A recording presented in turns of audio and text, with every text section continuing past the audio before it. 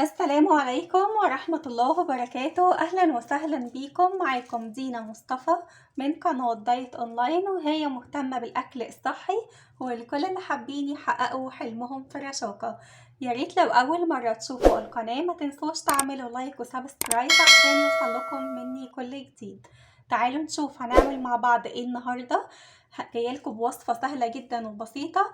هنعمل حبات البسكوت، بسكوت القهوة. تعالوا نشوف المكونات معايا بتقول ايه. انا معايا بيضايه، ومعايا دقيق شوفان، ومعايا كاكاو خام، ومعايا حليب، ومعايا ملح وفانيليا وبيكنج باودر، ومعايا معلقه صغيره من البن. تعالوا نشوف هنعمل ايه مع بعض. هنجيب بوله فاضيه هضيف فيها الحليب بتاعنا. تمام بالشكل ده. وهضيف البيضه. عايزاكم تجربوه بالطريقة دي، هتعجبكم جدا جدا. طريقة سهلة جدا وبسيطة وصحية. انا مش مستخدمة اي مواد دهنية. تمام. وهضيف رشة ملح بسيطة، تقدروا ان انتوا تستغنوا عنها، بس هي يعني بتفرق في الطعم، بتبقى حلوة. وهضيف الفانيليا، وهضيف خلي البيكنج باودر هنا، والبن بتاعنا. هقلب المكونات دي كويس جدا مع بعض.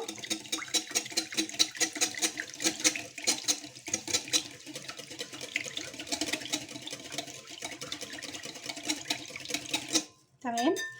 انا هقسم الخليط بتاعي نصين، لان زوجي بصراحة بيحبه من غير سكر وانا بحبه بسكر. تمام. مثلا كده بالشكل ده. وهضيف السكر واقلب كويس جدا. طبعا السكر حسب الرغبة زي ما انتم ما بتفضلوا.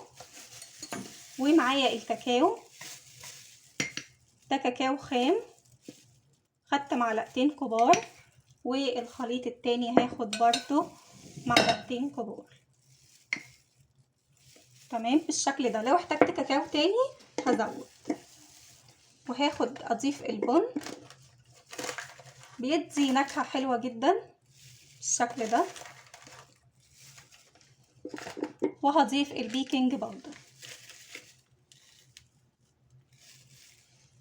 طبعا تقدروا ان انتوا تستبدلوا السكر بعسل. تمام. وهقلب امزج المكونات بتاعتي كويس جدا بالشكل ده.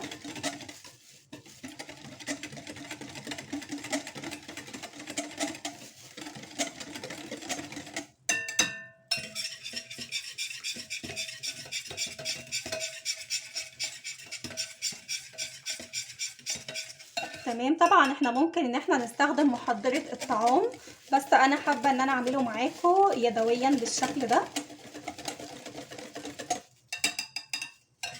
تمام.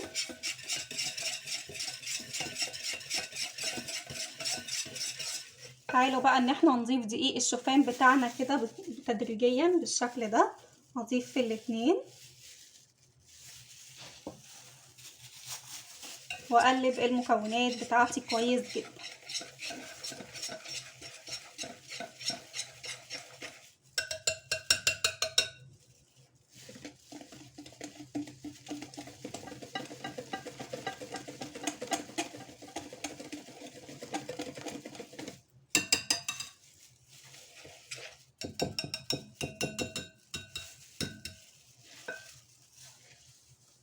هزود بس الشوفان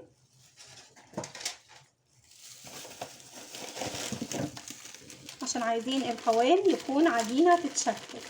تمام.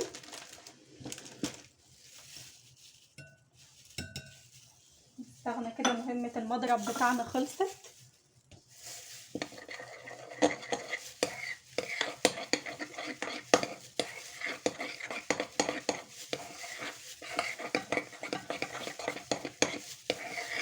عايزه اقول لكم ان هو بيرمي جامد، يعني بيرمي معاكم كتير. عايزه اقول لكم طعمه لذيذ جدا وشهي وهيعجبكم. تمام. هحتاج برضو شوفان.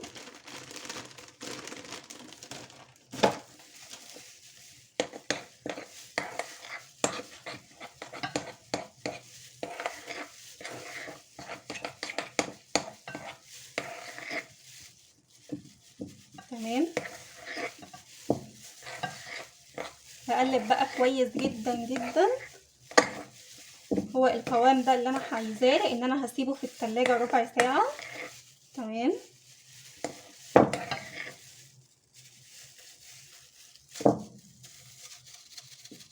شايفين بالشكل ده.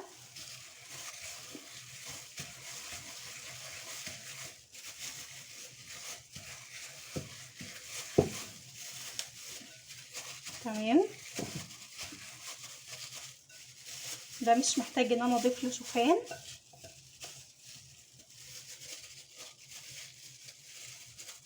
تمام. انا هحط الخليط بتاعنا في التلاجة وارجع لكم تاني. ورجعت لكم تاني حبايب قلبي، وده شكل البسكوت بتاعنا بعد ما سبته يرتاح. بقى معايا بالشكل ده. بقى متماسك وينفع ان احنا نشكله. تمام. انا معايا صينيه او صاج. تمام. حطيت فيها ورق زبده وهبدا اشتغل معاكم في البسكوت. طبعا البسكوت بتاعنا بنشتغل فيه بايدنا. تمام. عشان ننفع ان احنا نشكله. تمام. الاول بعمله دايره بالشكل ده كوره، وبعدين اخليه شكل بيضاوي عشان ياخد شكل حبات القهوه.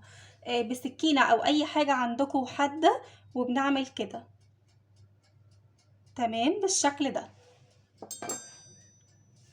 وارص كده في الصينيه. تمام. طريقته سهله جدا وبسيطه. عايزه اقول لكم مكوناته في كل بيت. يعني انتوا هتشوفوا الفيديو هتقوموا ان شاء الله ان انتوا تجربوه. بجد بجد جميل. تمام. زي ما احنا ما شايفين كده بالشكل ده، ولا اسهل من كده. تمام. تقدري تعمليه بقى متوسط، زي ما انتي محبة. تمام. انا باخد بس كده كورة صغيرة سهل التشكيل جدا. شايفين؟ بس.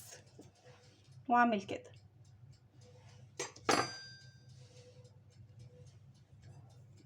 واكمل برضو كورة صغيرة خالص زي ما قلتلكوا، واخليها شكل بيضاوي بالشكل ده كده.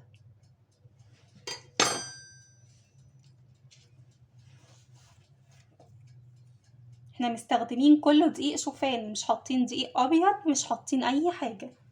عايزاكم بجد ان انتوا تجربوه، هيبهركوا جدا جدا.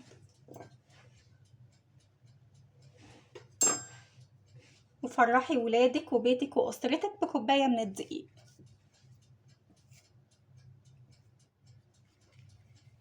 تمام بالشكل ده. اهم حاجة ان انا بخليها كورة الاول. ليه؟ عشان اخلي العجينة بتاعتنا تكون ناعمة بالشكل ده. تمام. وادي كده ايه كده بشكل بيضاوي زي ما احنا ما شايفين بالشكل ده. انا هكمل باقي الكمية وارجع لكم تاني. تعمل بس معاكم واحد كمان. طريقة سهلة جدا جدا وما بياخدش وقت خالص.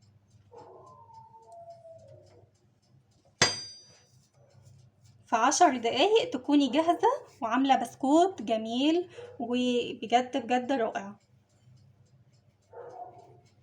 بالشكل ده.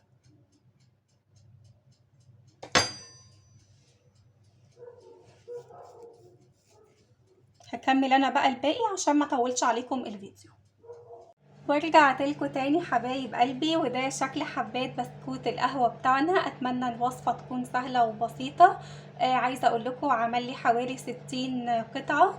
انا دلوقتي بعد ما شكلته هحطه في الفرن على درجة حرارة 180 في الارضية، بس مش هشغل الشواية ولا اي حاجة. وهحطه في الفرن وارجع اوريكم شكله النهائي. رجعت لكم تاني حبايب قلبي. تعالوا نشوف شكل البسكوت بتاعنا. شايفين شكله بسم الله ما شاء الله شهي جدا. تعالوا بقى ان احنا نقدمه. عايزه اقول لكم هو ما خدش في الفرن حوالي 10 دقايق وطلع معانا بالشكل ده. طريقه سهله جدا وبسيطه وبيطلع معاكي بكل سهوله.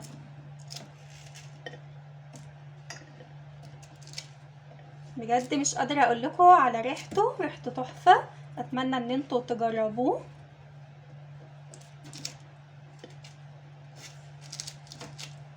والمكونات عندنا متوفرة في كل بيت.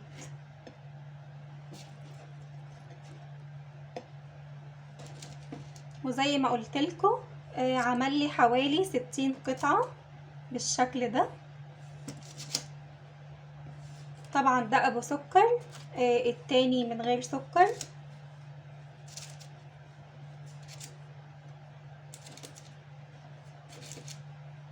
نشيل بقى الصينية بتاعتنا. طبعا مفيش حاجة لازقة ولا اي حاجة.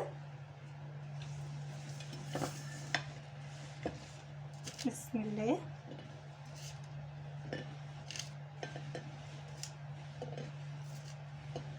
زي ما احنا كده ما شايفين، رص عشوائي كده.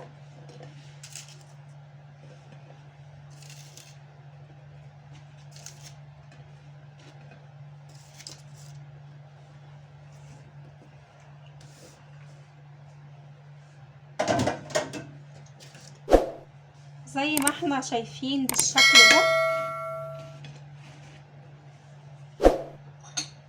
طبعا بقى مع القهوة الخطيرة الجبارة دي هيبقى جامد وجميل زي ما احنا شايفين بالشكل ده.